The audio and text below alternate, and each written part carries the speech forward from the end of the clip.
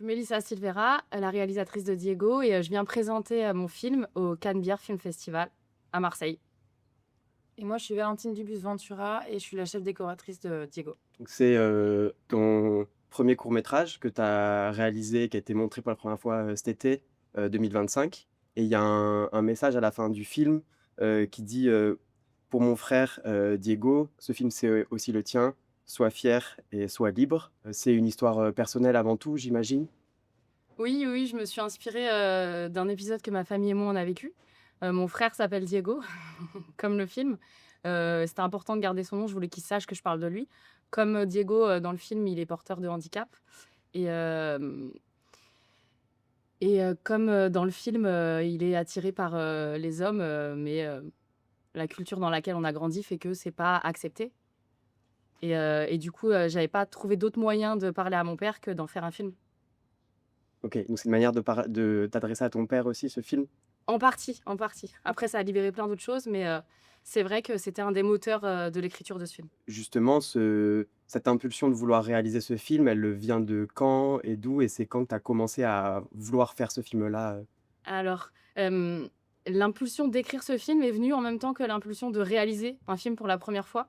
J'étais au je sais pas si tu connais les talents en cours, du Comedy Club, c'est un pitch, de réal, il y a des jeunes réals qui pitchent au Comedy Club, au Jamel Comedy Club, et en fait, je suis invitée par un pote, je les regarde pitcher, ça dure 2 heures et je me dis: «Putain, mais en fait, c'est ça que je veux faire, c'est comme eux, je veux réaliser». Et pendant, les 2 heures de pitch, du coup, j'ai l'idée de: «OK, c'est ça dont je veux parler». Quand on est, allé voir, les scores de Diego, et je sors de là et je me dis: «OK, je vais faire ce film». Je rencontre, un jeune réal qui s'appelle Ashraf Ajraoui, qui a fait La Sirène se marie, qui me dit: «Ah, tu veux réaliser et tout, il y a telle résidence qui s'appelle La Ruche».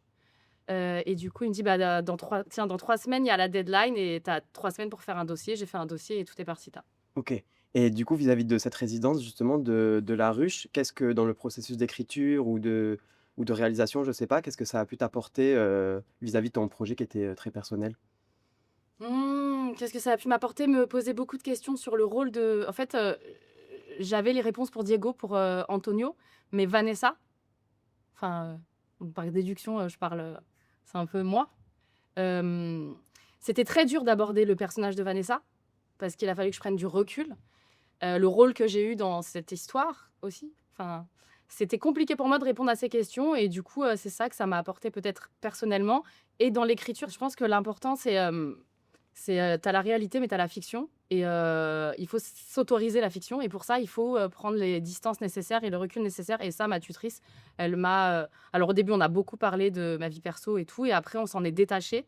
D'ailleurs, enfin, les personnages, je les ai plus je, Diego, papa et c'est il, elle, Vanessa, Tu as réussi quelque chose de fort dans le film, de travailler, le point de vue presque de façon équivalente, je trouve, des 3 personnages, principaux. Comment tu as travaillé ça pour les mettre les 3 en avant autant?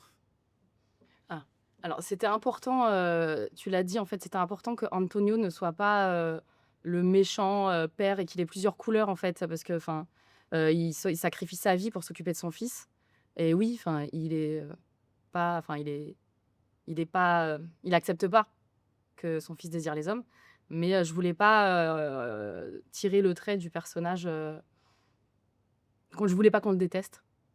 On le sent aimant aussi. Oui. Il y a un vrai truc d'amour, du coup, enfin, moi, je trouve que c'est ce qu'on sent dans le film, c'est que à la fois, on n'est pas d'accord avec ses positions, mais c'est un père qui aime avant tout son fils et mine de rien, l'amour va quand même le faire, évoluer. Je trouve que c'est ce qu'on sent beaucoup. Mmh. Mmh, C'est une histoire d'amour, Diego, Mmh. aussi. oui. Et justement dans cette représentation de l'amour et de même des tensions qu'il peut y avoir, au niveau de la mise en scène et de la construction de ces espaces, de vie communs, comment ça a été travaillé entre vous 2 et aussi par toi, Valentine? Ben, alors il y a un lieu qu'on avait créé qui était le salon familial qu'on voit pas, qui est Oui. coupé dans le film, mais où il y avait beaucoup d'amour, il y avait beaucoup de photos de la famille, il y avait une inspiration très, voilà, à la fois gitane, espagnole, beaucoup voilà, d'inspiration de la culture, en fait. Ça, on le voit pas dans le film, en tout cas, c'est un truc, aussi qu'on a tissé de références ensemble et cetera, et en tout cas, dans la chambre de Diego, hem, bah, déjà, j'ai demandé des photos à Mélissa de la vraie chambre de Diego. Donc, il y a des Oui. trucs qui m'ont donné des idées. Par exemple, il avait une affiche de San Diego dans sa chambre et je trouvais ça génial. Donc, il y a une affiche de San Diego dans la chambre. Et il y a beaucoup de photos de sa sœur parce qu'il y a un lien très fort quand même entre les frères, le frère et la sœur. Il y a un magnifique lien entre eux deux. Donc, il y a pas mal de photos de d'eux, d'enfants, etc. Et après, le décor de la chambre de Diego, je l'ai vraiment travaillé comme une chambre de petit garçon. Le père, il voit encore son fils comme un petit garçon. Donc, il y a un mur qui est le mur d'enfance avec une frise des années 90. Enfin, vraiment, elle n'a pas évolué. Et puis, sur l'autre mur, ça commence à être repeint par le père parce que, bah, mine de rien, ça devient un ado, etc. Mais il y a un vrai truc de résistance entre le monde de l'enfance, des photos de petits, ce verre, cette petite frise un peu voilà, enfantine. Il y avait il y a des lampes d'enfants. Et à la fois, ces trucs vraiment d'ado, ses CD, sa musique, il a un truc avec la musique, le vrai Diego, toutes ses casquettes. Enfin, c'est une vraie lutte entre l'enfance, en fait, et l'adolescence, parce qu'il est jeune adulte, mais en fait, c'est quand même un adolescent. Enfin, il y a un truc d'immaturité. Et ça, je voulais qu'on le sente. Et puis, c'est les couleurs aussi très genrées d'une chambre de garçon. Parce que le papa, ben, c'est un petit garçon et c'est comme ça. Et les couleurs, elles viennent en fait par les objets de Diego. Donc, il y a un mec il y avait une figurine un peu Mika avec un pull rose. Il y avait des photos de Timothée Chalamet. Voilà. La féminité, enfin, en tout cas, ce côté de Diego, il vient par ses objets à lui. Et le cocon, c'est vraiment un cocon de petit garçon que le père a fait, quoi. Donc, voilà. Et d'ailleurs, bah, c'est symbolique aussi par rapport au film. En fait, même Vanessa, elle accompagne son frère dans son émancipation, mais en vrai, il l'infantilise constamment. Et il l'étouffe en voulant son bonheur, en voulant l'accompagner. Il lui laisse pas sa place. Et c'est Diego qui va avoir cet impact de cri d'émancipation qui va entraîner toute la famille. Sur le casting et les acteurs, comment, par exemple, tu as rencontré Sofiane Ribes et Ah, Sofiane, alors j'ai une super directrice de casting, Alice Duvernard, et donc je l'ai rencontrée en casting. Et c'était le quatrième acteur que je rencontre en casting et je devais en voir d'autres. Et j'ai rencontré Sofiane et j'ai dit on arrête les castings, c'est lui. C'est- C'était une évidence. Pendant le casting, je me suis retrouvée tout seul avec lui. En fait, il traversait à l'époque les mêmes problématiques que Diego. À savoir, Sofiane aussi est attiré par les hommes. Et à ce moment-là, le film lui a permis de se libérer lui aussi. Ouais, il a fait son coming out sur ses réseaux parce qu'il est il est à fond sur les réseaux sociaux. oui, Ouais, c'était dingue le parallèle. Moi, quand je parlais aussi avec Sofiane et sa mère, le parallèle entre leurs deux histoires, même l'histoire de l'escorte, il a vécu un truc un peu pareil. Enfin, c'est dingue. C'était incroyable comme les deux personnages se faisaient face. Il y avait un côté hyper familial. J'allais dire famille. Ouais, ouais. Enfin, tout le monde s'occupait de Soso. Parce que bah, parfois, combien de fois j'ai manqué de me casser la gueule avec Sofiane dans les bras. Et en fait, t'as Jordi qui est à la machinerie, qui nous voit, qui lâche son truc, qui court, qui nous rattrape. Enfin, il y avait attends, mais là, faut monter Soso. C'est Marius qui est un gestion à la base, qui le porte, qui le monte. Enfin, ça faisait comme une grande famille. Et voilà. C'est aussi l'intérêt des petits tournages, c'est que t'es tous à t'aider, etc. Donc, il y avait un vrai truc. On était tous ensemble pendant tout le tournage en continu. C'est intense. C'est vrai qu'il y a eu un vrai truc d'équipe hyper beau. Franchement, c'était hyper fluide, tout le monde s'est bien entendu. Et il y avait aussi un vrai truc avec les acteurs qui faisait qu'en effet, c'était un film sur la famille. On recréait un peu une famille. Oui. On était tous ensemble. Il y avait un vrai lien avec tout le monde. Qui dormait sur tes décors. Qui dormait sur mes décors. Et ouais, ouais, puis Sofiane, il est très ouvert, il parle à tout le monde, aussi, il a instauré ce truc de hyper ami, Ouais. je sais pas, hyper ami. Et même la relation avec Malou, donc qui joue Vanessa, pendant le tournage ou dans les coulisses, ça faisait vraiment frère et sœur. Ouais. Malou, elle était en train de se faire maquiller. T'as Soso qui bouge sa chaise pour qu'elle rate son maquillage. Enfin, il faisait des petites blagues comme ça. Ouais, et ce qui est dingue aussi, c'est la relation. Sofiane, il a vraiment la même relation avec sa sœur, qui s'appelle quand même Jessica, qui est le nom De ma sœur. Ouais, donc voilà. Et ils ont une relation tous les deux hyper fusionnelle. Tout le temps en tournage, elle l'appelait, ils se faisaient des visios. Enfin, ils sont hyper proches. Enfin, toutes ces correspondances, c'était quand même assez dingue. à quel moment tu es arrivée sur ce projet-là, Valentine? Moi, en fait, moi, j'ai fait plusieurs courts-métrages avec Top Shots, la boîte de production. Voilà. Je les ai rentrés sur un long-métrage et ils m'ont proposé plusieurs courts-métrages. Et c'est eux, je m'entends hyper bien avec eux, c'est des super producteurs. Et c'est eux qui ont parlé de moi à Mélissa. Et on s'est rencontrés et ça a été assez évident. Ah, on a bu C'est un café, non, c'était pas le beau. Oui, ouais, on a bu un café et oui, elle m'a parlé du projet et je sais Ouais. pas, assez vite, Oui, c'était assez c'était évident. une énergie. Moi, je voulais une femme déjà. Je peux dire ça? Ouais, Ouais. alors, je répète, je voulais une femme. Il y a tellement de gens qui veulent des hommes, on peut Ouais. dire, frère. Et du coup, on s'est rencontrés. Elle a une belle énergie, une bonne énergie, et moi aussi. Et je me suis dit, allez, on y va, on fonce. Et vous avez encore envie de travailler ensemble, Oh non, Mais oui, oh mais non. oui. Je suis sur l'écriture, enfin, je suis sur le début, le tout début de l'écriture du long métrage de Diego. Parce que j'aimerais que ça continue. J'ai encore plein de choses à raconter sur ce sujet. Et du coup, bah, j'aimerais qu'elle m'accompagne dans cette aventure. On a envie de faire les autres décors, les autres espaces, Ouais. les autres personnages. Et reproduire la maison, Ouais. l'intérieur, que du coup j'ai coupé au montage. C'est la vie des décors. Ouais. On l'a vu, c'est pas grave. et dans le film, il y a aussi du coup, ce personnage du père, interprété par, David Ayala. Heu un peu la même question que pour Sofiane, mais comment tu l'as rencontré? David, c'est un acteur que j'admire. Ma directrice de casting m'en a parlé. Donc du coup, j'ai beaucoup regardé ce qu'il a fait, des films que j'avais pas vus. Et je me suis dit, en fait, s'il a ça dans les yeux, ça veut dire il est capable. Il a un côté très dur, mais en 2 secondes, il peut te faire des ruptures où d'un coup, il est hyper tendre et hyper touchant. Et c'était ces allers-retours-là que je voyais chez lui, que je me suis dit, mais putain, c'est Antonio. Ton père? Ouais, enfin, le personnage d'Antonio, mon papa s'appelle aussi Antonio. Mais c'est quand même, moi, c'est mon premier film. David Ayala, il a quand même une carrière, une grosse carrière. C'est intimidant en tant que jeune réal de diriger un acteur avec une telle carrière. Et du coup, je le remercie parce que le soir du premier jour de tournage, il m'a appelé et il m'a dit, Mélissa, tu peux y aller. Genre, tu peux y aller, parce que je prenais peut-être le premier jour des petites pincettes pour le diriger et tout. Il m'a appelé, il m'a dit: «Mélissa, vas-y, j'adore qu'on me dirige, vas-y». Et du coup, bah, dès le lendemain, c'est bon, quoi. On avait retiré cette barrière et donc je le remercie d'avoir fait ça. Il y a encore, un système, très hétéronormé, Et patriarcal. patriarcal et d'imposer l'hétérosexualité comme seul modèle, à ses enfants et Mmh. ce qui mène à une des séquences les plus, déroutantes, du film et cruelles, où le père emmène, son fils voir, une travailleuse, du sexe et pourquoi, tu as fait ce choix d'une scène comme ça, dans ton film? Mmh.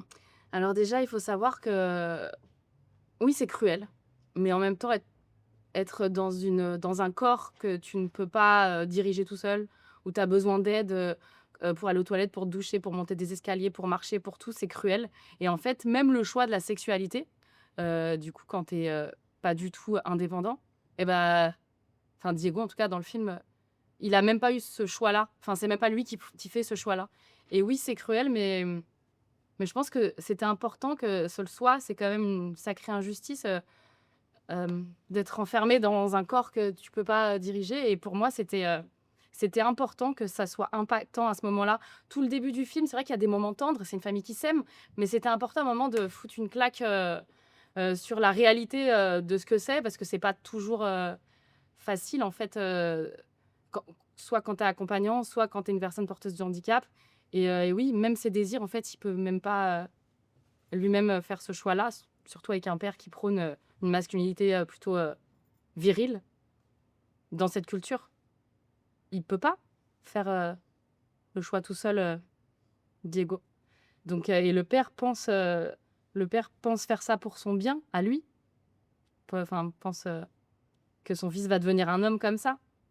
Mais c'est une erreur. Cette travailleuse du sexe, elle a un accent, on sait pas trop d'où elle vient. Donc il y avait un peu quelque chose où son salon, il est un peu aseptisé. C'est un endroit où elle reçoit, où il y a pas trop de personnalité. C'est assez, voilà. Et en fait, quand on rentre dans la chambre, c'est vraiment un endroit qu'elle a travaillé. C'est là où Diego, il est projeté dans un monde ultra féminin, où il veut pas être, en fait. Et ce truc enfin, il y a des couleurs qui sont très chaudes, beaucoup de orange, de grenat, il y a beaucoup de coussins, de tissus. Et en fait, c'était aussi un truc il est un peu comme ça dans les draps et c'était de le projeter dans le monde de la féminité alors qu'il veut pas être là en fait. La sensualité. Et de la sensualité, de la féminité. Donc là aussi, c'est des couleurs qui sont assez, entre guillemets, enfin typiques. Mais c'était quelque chose de le projeter de son monde de petit garçon. On dirait que l'antre d'une femme.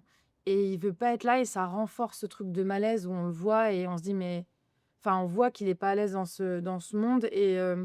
Et dans la couleur, voilà, c'était en journée, mais on avait mis des rideaux qui coloraient la lumière. Enfin, il y a un truc très chaud, en fait, dans les images à ce moment-là.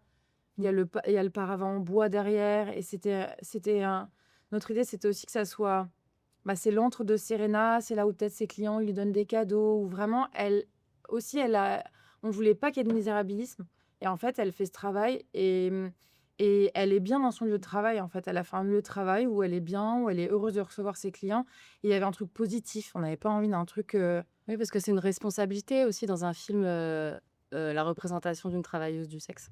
C'est une responsabilité, en tant que réal, en tant que chef déco, en tant qu'équipe, de comment tu la représentes. et on ne voulait pas que ça soit: «Ah, en gros, la pauvre pute», quoi. Ouais. En fait, non, elle est travailleuse du sexe, elle assume son métier et elle en fait, voilà, un lieu où elle est heureuse de travailler et il y a beaucoup de douceur, je trouve, dans la façon dont elle reçoit Diego. Bon, Elle est hyper bienveillante. il y a un vrai problème sur le consentement, donc Exactement. clairement, qui est montré, mais il y a aussi un truc de douceur, de bienveillance. Il y a comme sorte de contrôle du consentement, même si, bon, il y a clairement un problème à ce moment-là, mais c'est ce qui est montré aussi et c'est ce qu'on voulait montrer dans cet espace aussi, hein, quelque chose de la douceur, en fait. Mmh. Et je trouve aussi d'un contraste tout de suite avec l'extérieur, quand, Oui. le père ressort et s'allume une cigarette et où c'est très Avec le gris. bruit aussi de Ouais, l'extérieur d'un coup. c'est très lumineux et chez elle, il y a un truc très chaud, enfin moins dans le salon, mais dès qu'on est dans sa chambre, il y a un truc très chaud. Oui, l'extérieur dans la rue quand ils sortent. Et en lumière, on avait vraiment fait une Mais avec transition la aussi. cam aussi, Ouais. d'un coup, en fait, quand on sort, c'est Jérémy Attard, le chef off, alors faut savoir que le film est quasiment filmé qu'à l'épaule. Juste, le plan de fin où ils marchent tous les 3, c'est sur pied. Mais sinon, c'est qu'à l'épaule et c'est Jérémy, et du coup, en fait, cette sortie-là, Jérémy, il les a suivis, il a fait une jérémiade, comme on l'appelle. Il les a suivis, je voulais du mouvement, qu'on soit proche d'eux, pour montrer ce chaos qu'ils vivent à l'intérieur et alors que chez Serena, on est plus posé, la caméra et il a toujours à l'épaule, mais il est posé. Tu as évoqué rapidement aussi, ton identité, gitane par rapport à ce film. Qu'est-ce que tu représentes de cette culture aussi, dans ton film? Mon papa est andalou, j'ai une grande partie de ma famille, qui est andalouse. À toutes les fêtes de famille, il y a on danse, on chante le flamenco et oui, dans le film, en effet, ça se cristallise à ce moment-là. El Parón Pompero, ce moment de joie, en fait, ce moment de joie, ce moment de vacarme, heu, où justement, on est tous ensemble, heu, pour oublier aussi que parfois c'est pas toujours, rose, c'est pas toujours facile. C'est important d'avoir ces moments-là, de joie et rien de mieux que la fête en famille avec du flamenco pour le cristalliser. Et donc du coup, si je dois faire un parallèle avec, mes origines, espagnoles, c'est ça que j'ai attrapé, c'est ça que j'ai pris, la chair de poule que je ressens quand j'écoute cette musique, j'ai voulu la mettre dans mon film. Et à la fois, c'est un moment de bascule où le père, il veut que son Oui. enfant devienne homme et où il supporte pas le regard de son fils sur les hommes. C'est aussi le moment où il y a une Ouais. sorte de prise de Dans ce moment de conscience. joie, c'est important, ouais, que ce soit dans un moment de joie. J'aime bien faire des petits, une petite caresse et après une petite, claquinette, au spectateur. Je sais pas si je peux le dire comme ça, mais j'aime bien que ce soit dans un moment de joie, en fait, que d'un coup, bam, ça retombe. J'aimerais peut-être, évoquer une autre, séquence aussi, le moment de fuite, de Diego, avec, une espèce de mobylette, Le scooter PMR. Là, c'était tout un truc déjà parce que Mais oui, parce que on avait le portail qui devait s'ouvrir quand même facilement avec la moto qui fonçait dedans, donc Ouais. elle aidait l'ouverture et il y avait c'était un truc de vraiment c'est la liberté. Il prend aussi, ces moments où il dit: Je peux faire mes choix, je me barre, je sors du domicile». ça, et Soso 1, 2, 3, bam, qui nous a fait des frayeurs. J'ai même, crié pendant une prise parce que il était sur 2 roues et parce que lui, il prône qu'il a fait toutes ses cascades, donc du coup, il y va à fond. On l'a mis sur une petite, voiture travelling, un Twixit. Ah. Un petit Twixit pour avoir son gros plan à Soso et après dans la voiture, en fait, on le suit avec les caméras dans la voiture. Mmh. Et il Et y avait un truc du décor aussi. L'endroit qu'on avait choisi, c'est en Les montagnes derrière de périphérie de Toulon. Toulon et c'était Mm. magnifique. Enfin, on voyait vraiment la montagne, la lumière était dingue et c'était trop beau parce que c'était notre dernier jour de tournage et on était tous là en fait, du coup toutes les équipes, alors que le reste du temps, par exemple, nous, on est souvent décalés, on est sur les autres décors et on était tous là. C'était hyper beau aussi de faire ces Oui. dernières scènes de retrouvailles. On était tous ensemble, Et c'était le dernier jour de tournage. ouais, c'était hyper beau. Cette scène de fin, on l'a tournée le dernier jour de tournage. Et tu parlais du scooter, pour moi, justement, c'est son truc j'allais dire Sofiane, à Diego. Diego. C'est là où il peut s'exprimer, en fait. C'est son indépendance, en fait. Ce Mais oui. véhicule, c'est son indépendance. Et d'ailleurs, il l'a pimpé. Donc, il y a des trucs, il y a marqué Diego un peu en gommette, mais c'est lui qui l'a fait. Il y avait un peu des petits diamants. On avait mis des trucs un peu brillants. Donc, qui disait aussi, bah, c'est lui qui s'affirme. C'est aussi son style. Il aime bien ce qui brille, ce qui claque, etc. Il a son petit moulin. La petite radio scotchée Ouais, gaffer. alors ça, je me suis beaucoup inspirée du pimpage du scooter de Jessica, qui a une radio Ouais, qui est ma sœur scotchée, qui est aussi avec porteuse de handicap. le petit moulin avant qui est scotché. Donc ça, je me suis vraiment inspirée. Et en fait, c'est assez beau. Enfin, c'était très chiant à tourner parce qu'il bougeait et en raccord, c'était relou. Mais c'était hyper beau à l'image d'avoir ce moulin qui tournait et c'est son véhicule, c'est sa liberté en fait, et il la prend. Et c'est vraiment ce qu'on ressent, je trouve. Et je trouve que ça rejoint aussi quelque chose tout le long du film, un équilibre que tu as réussi à trouver entre gravité et légèreté aussi par moment. Et comment tu as travaillé là, au niveau de la mise en scène, un tel équilibre et d'histoire? Je suis contente que tu dis ça parce que c'était important. C'était pour moi que, enfin, le sujet est déjà assez lourd et j'avais pas envie de le traiter en surlignant ou en tirant les fils de la gravité, du pathos. Personne ne veut faire de toute façon du pathos, mais tu peux le faire sans le vouloir. Mais c'était important du coup de ramener ces petites pointes d'humour. Et pourquoi c'était important aussi, de quoi je me suis inspirée, encore une fois, je veux dire de ma famille. Mais dans ma famille, Antonio, moi je suis dans une fratrie où j'ai 2 frères et sœurs qui sont porteurs de handicap. Et ce qui nous a permis de tenir, parce que bon, il y a eu des hauts, des bas, c'est toujours l'humour. Pour bien représenter cette famille, j'étais obligée d'y mettre des petites épices et des petites touches d'humour. Tchic, tchic. Ton frère et ton père, ils ont pu voir le film. Quels ont été leurs retours Oui, si, s'ils l'ont vu? Oui, oui, ils ont vu le film. On a eu une petite projection pour vérifier le mixage du son où j'avais l'équipe. Donc je les ai amenés à un moment où du coup on était en équipe réduite, pas qu'il y ait beaucoup de monde, ils peuvent être intimidés, impressionnés.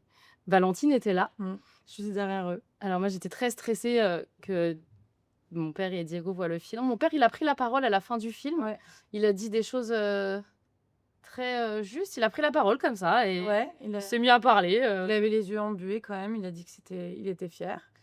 Ouais. Que Il a dit que c'était un beau film, ça a dit que c'était un beau film. qu'il n'est pas d'accord avec le sujet, mais que c'est un beau film.